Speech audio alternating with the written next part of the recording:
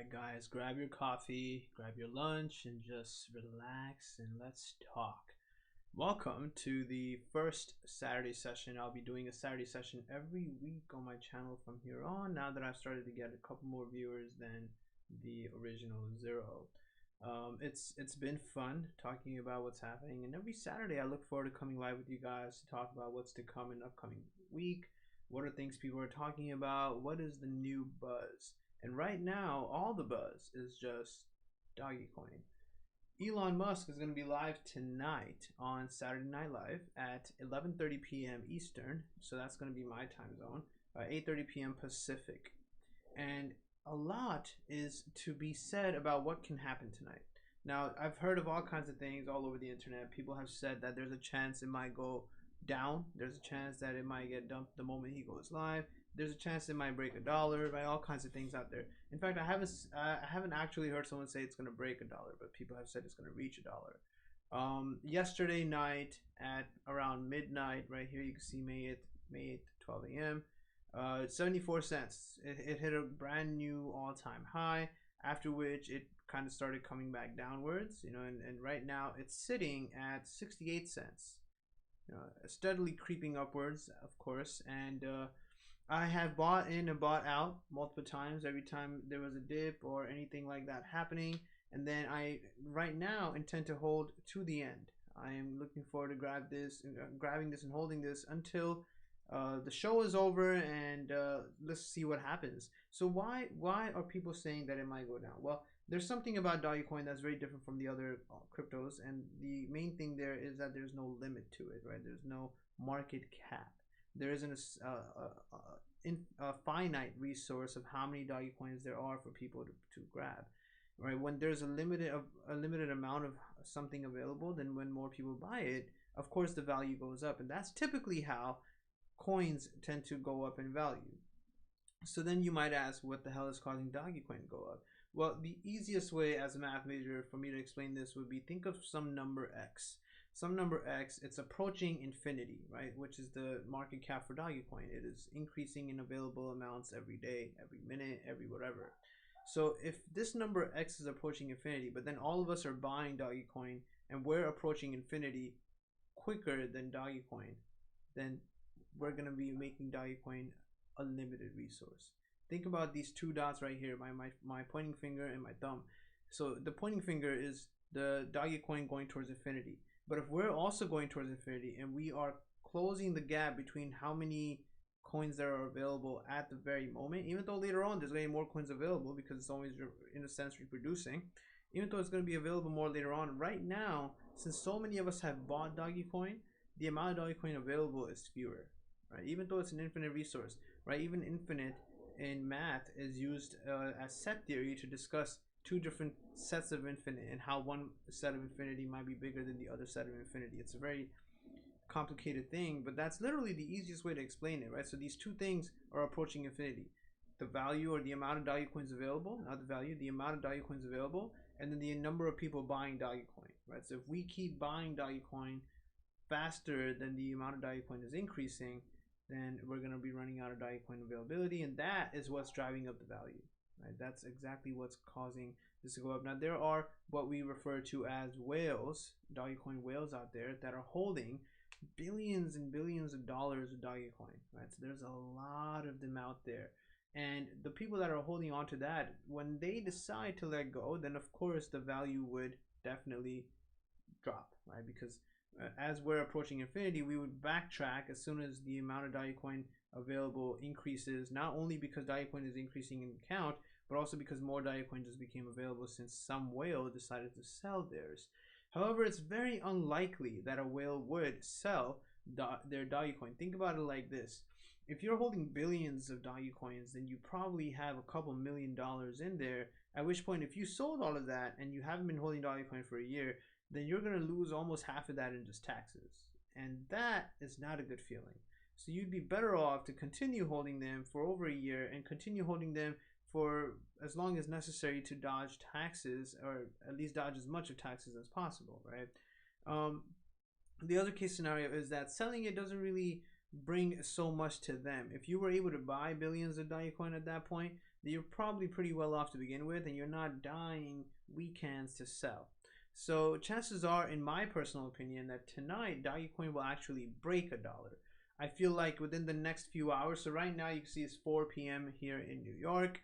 There's another 7.5 hours until 11:30 p.m. when Elon Musk will be live, and I'm pretty sure he's gonna be talking about funny things and all kinds of other things. But the real concern here is will he be joking around and talking about Dogecoin? And is every conversation that he's gonna have about Dogecoin gonna be a joke or something serious, right? And I want it to be a pretty good mix, but also I wanted to show that Dogecoin is actually legitimate, that it's not just something that people may actually end up simply losing money in, right? I mean, obviously it's pretty legitimate if I can actually sell right now and make another 20 grand, right? Like that's not a joke right there. That's actually pretty real shit right there. So that being said, I feel like he's gonna be causing the price to go up in the next few hours, to the price to go up over $1. I believe that by, I would say, 8 p.m. in the next 4 hours, this is steadily gonna come back to the 75-cent mark, and it's gonna hold on to 75 cents for a little bit. Might have a little hiccup where it falls down a tiny bit or goes, a little up and down here and there. And then by around 10 and 11 p.m., just hours before he goes live, I predict this is gonna definitely go over $1, easily, right? So I am right now committed to holding this right now to the very end. And after that, chances are that most people, not so much the whales per se, but most people will end up selling their Dogecoin. And depending on how many people are actually selling their Dogecoins, the whales might actually let go of it too, at which point it would come back down to a very, very tiny amount value. And it might end up being a thing that people are rinsing and repeating, right? It's a rinse and repeat kind of thing. You buy, you sell, you cash out, you take your gains, comes back down to maybe 10 cents again, you buy back in, bump it up again, stuff like that. I feel like something like that may actually end up happening, and that's something that we would have to just wait and see and just watch, right? Other than that, there is one other thing I want to talk about, and that is MindMed. So Mind Medicine just had their IPO. So you can see a month ago, right? They just started April 27th. So not even a month, like 2 weeks ago. And they started at 514, and since then they have steadily depreciated in value. And right now it's standing at $3.30. That's how the week ended. Now, if you look at MindMed everywhere, so let's take a look at the research we're supposed to be doing on MindMed. Generally speaking, it's pretty stable now. Right? So if we look at the whole week, this is the whole week. It's just been coming down, and it's sitting right now at 330. If we look it up on FinViz, which is where we get the real research, where we get the real knowledge of it. If you've never heard of MindMed, then you should know that this is actually backed up by Kevin O'Leary of Shark Tank. He's actually one of the people that really supports this. And MindMed announces Project Angie, targeting the treatment of pain with psychedelics. Now, in medicine, pain management is a huge part of the financial department of medicine. Lots of money in this. Any doctor that goes into pain management is bound to be comfortably sitting on thousands of dollars every week. Pain management is a huge problem. One of the major issues where pain management comes from is the aspect of opioid addiction, which, as many of you may know, is already a major problem in America for the past many years. And if you needed opioids, it would be ridiculously impossible for you to even get it. The only people that get opioids now are those who are in extreme pain. But what happens, a little bit of medicine, what happens is that if you get addicted to the opioid, then whenever you don't get your opioid, you feel pain. And it's not real pain. It's just that there's a certain number of receptors you have that would respond to the opioid.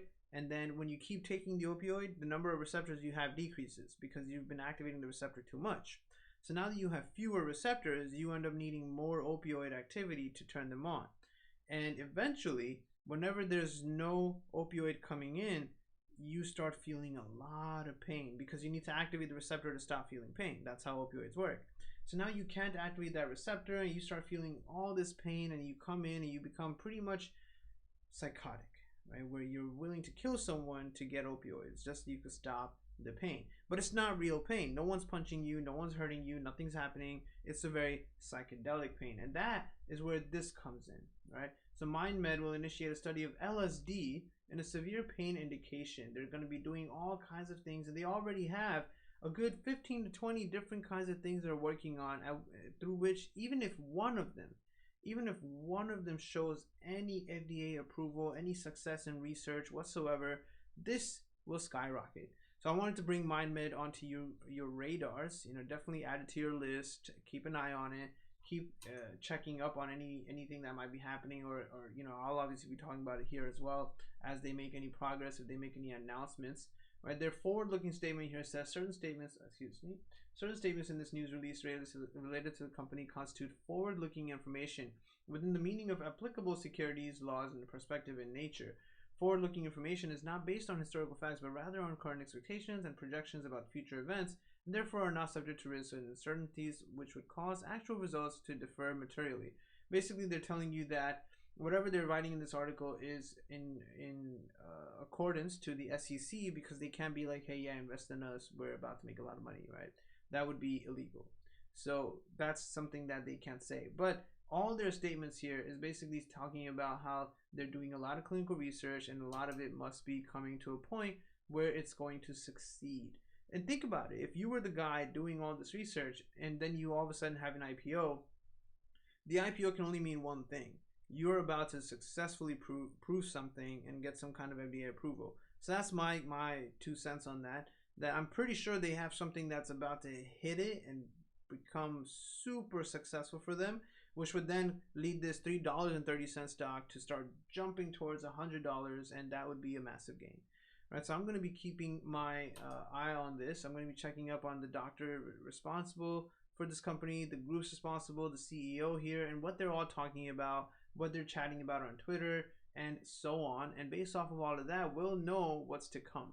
And this is what I'm hoping that I can grab as a home run in the upcoming months. So let's see. All right, so that's about it for today's Saturday. Today's little chat is mainly about these two things, Doggy and MindMed. These are the things we're going to be watching out for. And tonight, as Elon Musk talks, let's see what he does. Let's see how he talks, right? Let's see what he talks about. Let's see what he does to moving the market. And we'll catch up on this again tomorrow on our Sunday episode.